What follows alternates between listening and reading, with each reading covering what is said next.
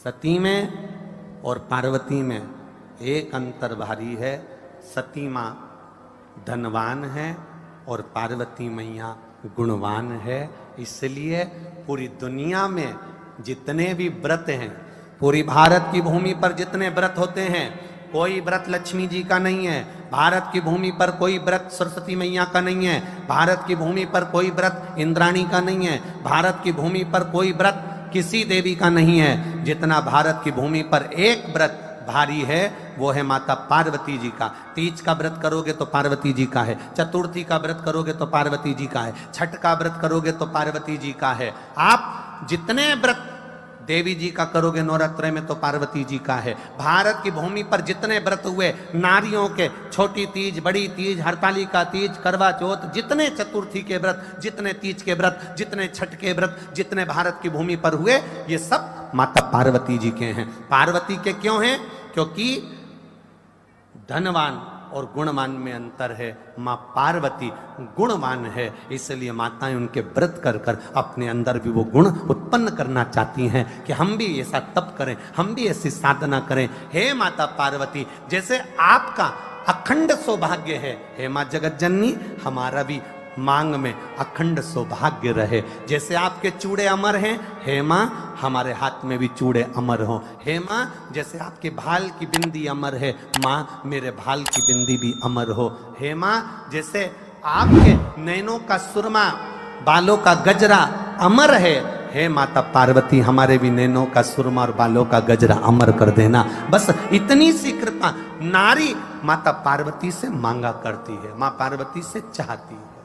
सूचक वस्तुओं का जो दान करता है वो जीवन में कभी विधवा नहीं होता। महाराज वो 8 वस्तुएं बताई हैं। पहला कुमकुम, दूसरा पुष्प, चाहे लाल हो, चाहे सफेद हो, चाहे पीला हो, पुष्प कोई भी हो। तीसरे नंबर पर है चंदन। चौथे नंबर पर है तांबुल, 5वें नंबर पर है काजल। छठे नंबर पर है ईख। क्या बोलते हैं यहां पर ईख को? क्या बोलते हैं? गन्ना, ईख। 7वें नंबर पर है लौंग, खाने वाली जो लौंग होती है, लौंग। और 7वें नंबर पर है, 8वें नंबर पर है जीरा। कहते हैं चैत्र महीने की तृतीया तिथि को बिना नमक का भोजन कर कर, सुबह बिना नमक का भोजन करें, एक समय फलाहार करें बिना नमक का, और तुला दान के बराबर एक पलड़े में अपन बैठकर 8 वस्तुएं तुला की रख कर जो दान दे देता है वो नारी कभी विधवा होकर नहीं जाती, 7 जन्म तक अखंड सौभाग्यवती रहती है। अखंड सौभाग्य कार्य करेंगे तो भी सौभाग्य की सामग्री देंगी। सौभाग्य की सामग्री का दान क्यों किया जाता है? सौभाग्य सूचक वस्तुओं का दान क्यों किया जाए?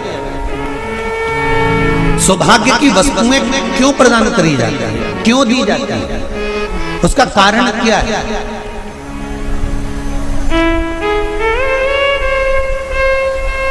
क्यों देते हैं? महाराज भारत की भूमि की सौभाग्यवती माताओं का एक मन की अभिलाषा रहती है। भारत की भूमि की माताओं की एक अभिलाषा रहती है कि जब उसके प्राण छूटे तो अखंड सौभाग्य धारण करके पति के कंधे पर और पुत्र के कंधे पर शमशान पर। ये भारत की भूमि की माताओं की सोच, उनके मन का संकल्प, उनके मन का भाव।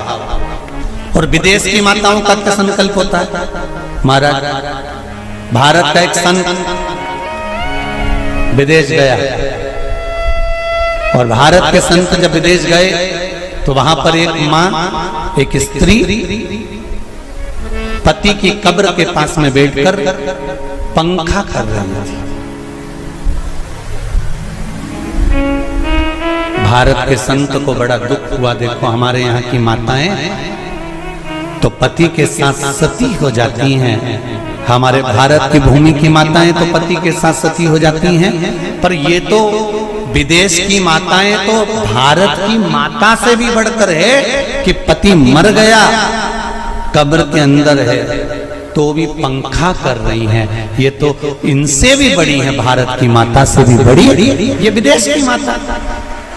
तो भारत के संत से रहा नहीं गया और भारत के संत ने जाकर पूछ लिया विदेश की माता से, माँ जी एक बात बताओ, हमारे यहाँ पति के साथ पत्नी सती हो जाती है, वो प्रथम गिनती में आती है, पर तुम तो उससे भी बड़ी हो कि पति मर गया उसके बाद भी उसकी कब्र को पंखा कर रही हो। इतने में विदेश की माता ने कहा, मैं पति को पंखा नहीं कर रही, हमारे यहाँ नियम है जब तक पति की कब्र नहीं सूख जाए हम दूसरी शादी नहीं कर सकते, इसलिए पंखे से सुखा रहा।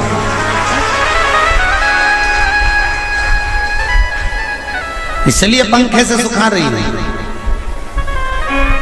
मेरे भारत की माताओं में और विदेश की माताओं में अंतर है साहब। मेरे भारत की माताएं अखंड सौभाग्य की वस्तुएं धारण कर अपने आप को गौरवान्वितता महसूस करती हैं, और विदेश की माताएं ये सब वस्तुएं उतार कर गौरवान्वितता महसूस करती हैं।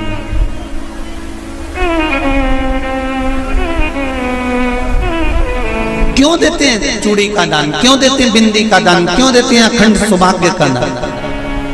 किस महाराज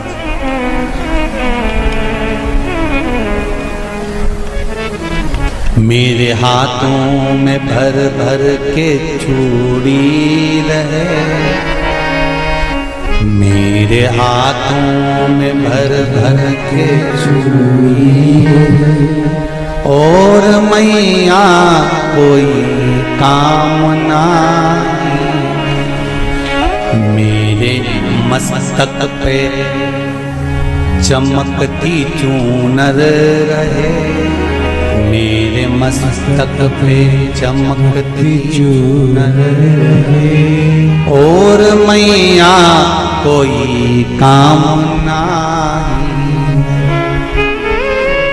मेरी मांगों में भर भर के सिंदूर रहे, मेरी मांगों में भर भर के सिंदूर रहे, और मैया कोई कामना नहीं, मेरे पाँव में बिछुड़ी का जोड़ा रहे। एक बिछुड़ी नहीं, कितनी? 2, 3, 4, 5, एक एक पाँव में जोड़े से बिछुड़ी होना चाहिए,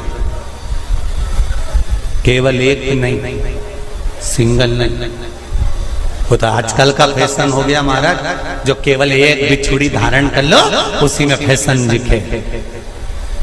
श्रावण की शिव महापुराण की कथा कहती है, जब बेटी को विदा करा जाता है और पहली बार बेटी के पांव में जब बिछुड़ी डाली जाती है, तो वो बिछुड़ी भी अलग अलग नहीं होती, उस बिछुड़ी के जोड़ को चेन से एक दूसरे से बंधा हुआ होता। बोला सही है कि गलत?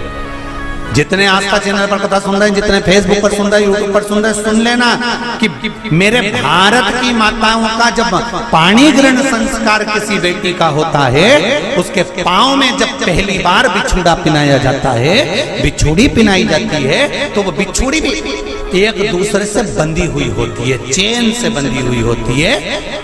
उसको अलग अलग वाली बिछुड़ी शादी के मंडप में नहीं पिनाई जाती। क्यों? जैसे ये बिछुड़ी एक दूसरे से पांव में बंधी हुई है, तुम्हारी जिंदगी अंतिम श्वास तक ऐसी ही बंधी की बंधी रहे, यही वर्णन है।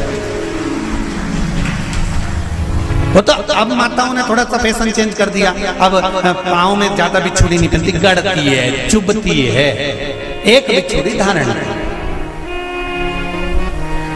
महाराज पर नहीं,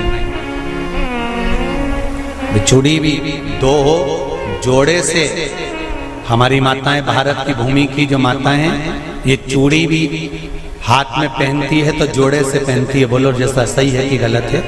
एक अकेली चूड़ी माताएं हाथ में धारण नहीं करती हैं।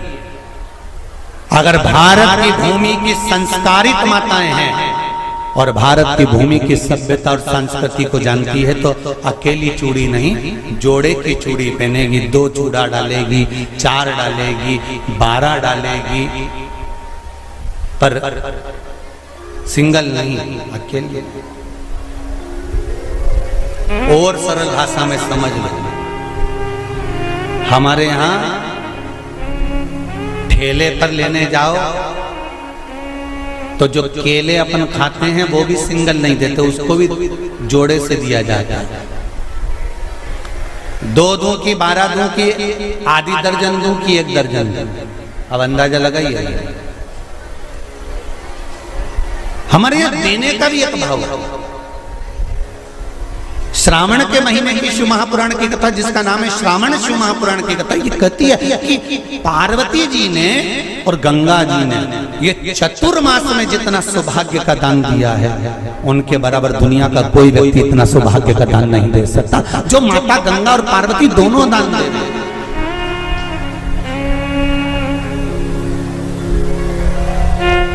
प्रतिदिन दे रहे हैं। और अब तो फैशन आ गया, तुम लोगों जो सौभाग्य का दान देते हो प्लास्टिक की डलिया में देते हो, पर एक एक पुराण को उठा कर देख लेना, एक एक उद्यापन को उठा कर देख लेना। जितनी तुम कथा तुम्हारे घर में छोटी छोटी कथाओं की पोथियां पड़ी हो, उनको उठा कर देख लेना। उसमें नहीं लिखा कि प्लास्टिक की डलिया में सौभाग्य की वस्तु का दान दिया जाता है। उसमें लिखा है बांस की पिटारी में, बांस की डलिया में सौभाग्य की वस्तुओं का दान दिया गया। क्यों?